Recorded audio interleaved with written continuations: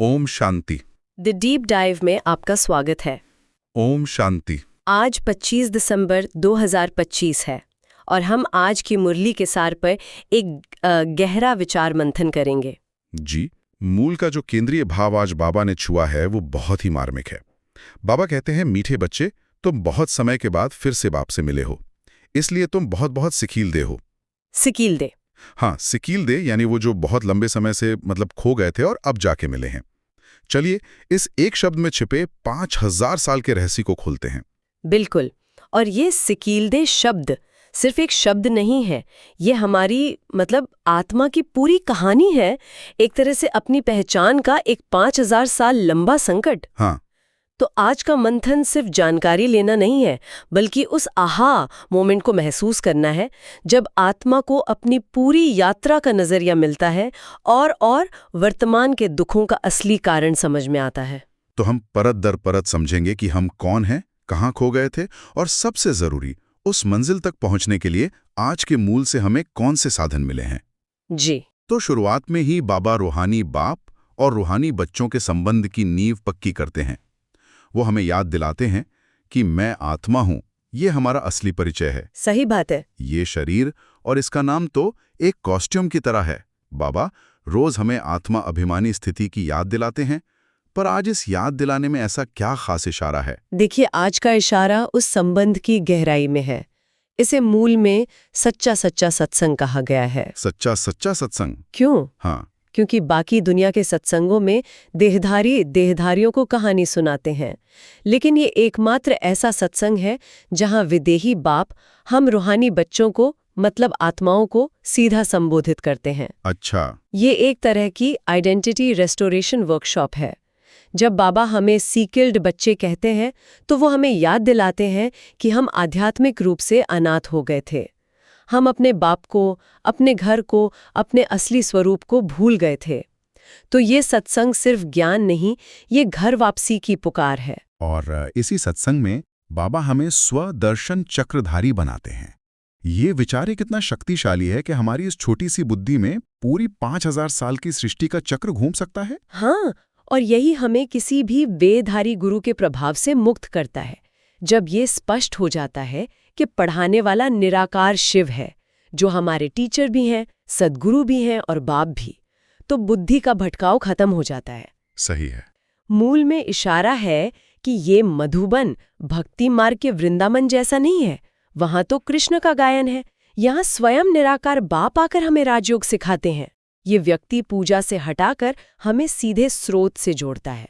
तो ये समझने के बाद कि हमारी असली पहचान क्या है और हमें कौन पढ़ा रहा है, मन में स्वाभाविक रूप से सवाल उठता है कि आखिर हम इतना खो कैसे गए? 5000 साल का ये सफर, मूल में इसकी पूरी यात्रा का नक्शा खींचा गया है। बिल्कुल। इसे समझने के लिए एक बैटरी का उदाहरण लेते हैं। बैटरी का? अच्छा। हाँ, सतयुग के शुरू में हम आत्माएं 100% चार्ज थीं, सतु प्रधान, 16 कला संपूर्ण। फिर हर जन्म के साथ जैसे एक फोन बार बार इस्तेमाल होने पर डिस्चार्ज होता है, हमारी आत्मिक शक्ति कम होती गई। त्रेता में चांदी के युग में आए तो चार्जिंग थोड़ी कम हुई।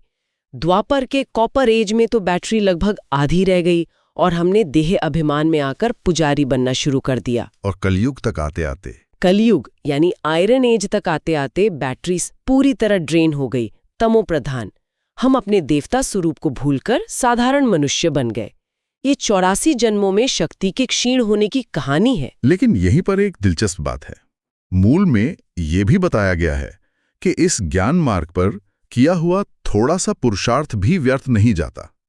ये इस बड़ी गिरावट के सिद्धांत से कैसे मेल खाता है? यह एक बहुत ही गहरा आश्वासन है। देखिए, 5000 साल के चक्र में शक्ति का कम होना ये ड्रामा का डिफॉल्ट नियम है, जैसे गुरुत्वाकर्षण का नियम। ठीक है। लेकिन संगम युग पर बाप से मिलकर जो हम पुरुषार्थ करते हैं, वो उस गुरुत्वाकर्षण के विरुद्ध ऊपर उड़ने जैसा है। अब हर आत्मा की उड़ने की क्षमता अलग अलग है। कोई ज्यादा पुरुषार्थ करके ऊंचा पद पाते हैं और जो कम करते हैं। लेकिन बाबा कहते हैं कि इस मार्ग पर अगर किसी ने एक कदम भी सही दिशा में उठाया तो वो उसके खाते में जमा हो जाता है। भले ही कोई कम पुरुषार्थ के कारण सजा भी खाए, उसका खाता शून्य नहीं होता। अच्छा, कुछ ना कुछ प्राप्ति अवश्य होती है। अवश्य। तो हम खोई हुई आत्माएं हैं जो 84 जन्मों की यात्रा में थक चुकी हैं। अब स्वाभाविक सवाल ये है कि हमें ये सब याद कौन दिला रहा है? ये ज्ञान आ कहाँ से रहा है? मूल में बाबा को ज्ञान का सागर कहा गया है, पर वो तो एक बिंदी है, एक आत्मा। हाँ, तो एक निराकार सत्ता हम साकार मनुष्यों से संवाद कैसे करती है? ये इस ज्ञान का सबसे गूढ़ रहस्य है। परमात्मा को भी अपनी बात कहने के लिए एक माध्यम की आवश्यकता है। ये दिखाता है कि भगवान भी कर्म के नियमों के अधीन काम करते हैं। उन्हें संवाद के लिए एक मुख चाहिए। मूल स्पष्ट करता है कि शिव बाबा इस साधारण तन में, जिसे भागीरथ की संज्ञा दी गई है, प्रवेश करते हैं और उनके मुख द्वारा ये ज्ञान सुनाते हैं। ये ज्ञान उस तन की अपनी रचना नहीं है। इसीलिए बाबा बार बार जोर देते हैं कि महिमा एक निराकार बाप की करनी है, बिल्कुल उस रथ या माध्यम की नहीं। ये संतुलन बनाए रखना बहुत मुश्किल होगा, है ना? उस माध्यम का सम्मान करना जिसने इतना बड़ा कार्य किया, लेकिन उसकी पूजा न करना। बहुत मुश्किल, और यही सबसे बड़ा टेस्ट है। इसीलिए मुरली में बार बार मन मना भव का मंत्र आता है, यानी अपनी बुद्धि का योग मुझसे एक बाप से जोड़ो। जैसे ही बुद्धि माध्यम में अटकती है, यात्रा रुक जाती है। सही बात है। बाबा हमें व्यक्ति पूजा के जाल से बचाकर सीधे सत्य के स्रोत से जोड़ना चाहते हैं। और ये ज्ञान का स्रोत हमें सिर्फ ये नहीं बता रहा कि हम कहाँ से आए हैं, बल्कि ये भी बता रहा है कि हमारी मंजिल क्या है। आज के मूल में स्वर्ग का जो चित्रण है वो बहुत सजीव है। रिश्तों को क्षीरखंड जैसा मीठा बताया गया है। ये उपमा बहुत गहरी है। क्षीरखंड यानी दूध और चीनी का मीठा मिश्रण, जिसमें कोई खटास नहीं। बाबा कहते हैं कि सतयुग में रिश्ते ऐसे होते हैं। और उसकी तुलना आज के लोन पानी यानी खारे पानी जैसे रिश्तों से करते हैं, जहां काम, क्रोध, मोह के कारण सब एक दूसरे को दुख देते हैं। स्वर्ग में तो शेर और बकरी भी। हाँ, वो भी आपस में क्षीरखंड होकर रहते हैं। वहां लकड़ी नहीं जलती जिससे धुआं हो और दुख का अनुभव हो। वहां कांटे नहीं होते, सिर्फ फूल होते हैं। ये सब हमें हमारी भविष्य की दुनिया की स्मृति दिलाता है। जब भी मैं स्वर्ग के इस वर्णन को सुनता हूं, तो मन में एक सवाल आता है, क्या ये एक रूपक है, एक चेतना की उत्तम अवस्था का वर्णन, या बाबा सचमुच एक भौतिक दुनिया की बात कर रहे हैं जहां प्रकृति के नियम भी अलग होंगे? मूल के अनुसार ये दोनों है। ये एक भौतिक दुनिया है जो इसी धरती पर होगी, लेकिन उस दुनिया की भौतिकता आत्मा की चेतना का प्रतिबिंब होगी। अच्छा। क्योंकि वहां आत्माएं संपूर्ण, पवित्र और सतोप्रधान है, इसलिए प्रकृति भी सतोप्रधान हो जाती है। वहां के क्षीरखंड रिश्ते इसलिए हैं क्योंकि आत्माओं में देह अभिमान और विकार नहीं है। तो उत्तम चेतना ही उत्तम दुनिया की रचना करती है। बिल्कुल। और वर्तमान में पुरुषार्थ यहीं पर मुरली का सबसे व्यवहारिक ज्ञान काम आता है, क्योंकि स्वर्ग की याद कितनी भी सुखद हो, जीना तो हमें आज की इस दुनिया में है। हाँ, जहाँ निंदा, स्तुति, मान अपमान रोज की बात है। तो ऐसे में अपनी स्थिति को एक रस कैसे बनाएं, ये आज का मुख्य प्रश्न है। इसका जो समाधान मूल में दिया गया है, वो हमारे जीवन को देखने का नजरिया पूरी तरह बदल सकता है। वो क्या है? बाबा कहते हैं, याद रखो, जो सेकंड पास हुआ वो ड्रामा, कल पहले भी ऐसे ही हुआ था। गुजरे हुए कल का चिंतन मत करो। हर सेकंड जो बीत रहा है वो 5000 साल बाद हूबहू दोहराया जाएगा। ये समझ हमें अतीत के बोझ से मुक्त करती है। इसे एक उदाहरण से समझते हैं। मान लीजिए ऑफिस में किसी ने सबके सामने हमारा अपमान कर दिया। पहली स्वाभाविक प्रतिक्रिया होगी गुस्सा, दुख। तो ये ज्ञान उस स्थिति में कैसे मदद करेगा? ये ज्ञान उस घटना और हमारी प्रतिक्रिया के बीच एक पॉज बटन की तरह काम करता है। जैसे ही अपमान हुआ, बुद्धि में तुरंत ये लाइट जलेगी। अच्छा, ये सीन 5000 साल पहले भी हूबहू ऐसे ही प्ले हुआ था। इस आत्मा का यही पार्ट था और मेरा ये पार्ट था। बिल्कुल। ये सोचने भर से उस घटना का भावनात्मक आवेश लगभग खत्म हो जाता है। आप उस स्थिति के दृष्टा बन जाते हैं। आप सोचते हैं, अब मेरा श्रेष्ठ पार्ट क्या है? शांत रहना, मुस्कुराना या क्षमा करना? ये तो पूरा नजरिया ही बदल देता है। हाँ। लेकिन ड्रामा का ये विचार कुछ लोगों को निष्क्रिय बना सकता है ना, कि अगर सब कुछ पहले से ही तय है तो मैं कोशिश ही क्यों करूं? ये ज्ञान आलस्य को बढ़ावा तो नहीं देता? ये एक बहुत ही आम और जायज सवाल है। मुरली इसका जवाब पुरुषार्थ शब्द से देती है।